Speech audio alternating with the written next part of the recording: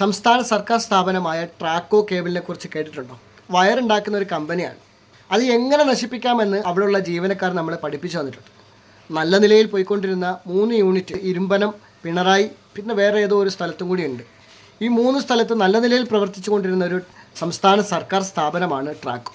KSEB നൽകിയ ഏകദേശം 1.5 ലക്ഷത്തോളം വരുന്ന കോയിൽ നിർമ്മാണം നൽകിയിട്ടുണ്ടായിരുന്നു. ഇത് അവിടെയുള്ള യൂണിറ്റ് നിർമ്മിക്കാൻ പറ്റുന്നേ ഉള്ളായിരുന്നുള്ളൂ. പക്ഷേ അത് അവിടെയുള്ള മാർക്കറ്റിംഗ് വിഭാഗമാണെന്ന് പറയുന്നു, ചിലർ പറയുന്നു ചെയർമാനാണെന്ന് പറയുന്നു.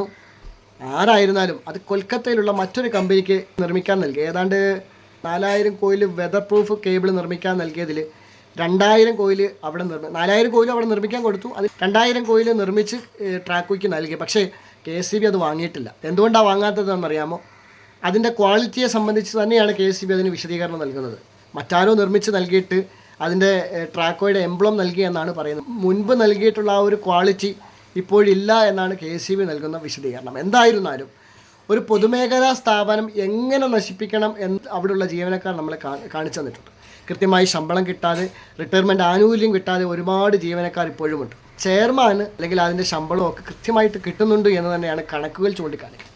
എന്തായിരുന്നാലും നല്ല രീതിയിൽ പോയിക്കൊണ്ടിരുന്ന ഒരു സ്ഥാപനത്തെ നശിപ്പിക്കാൻ അവിടെയുള്ള ജീവനക്കാർക്ക് സാധ്യമായി.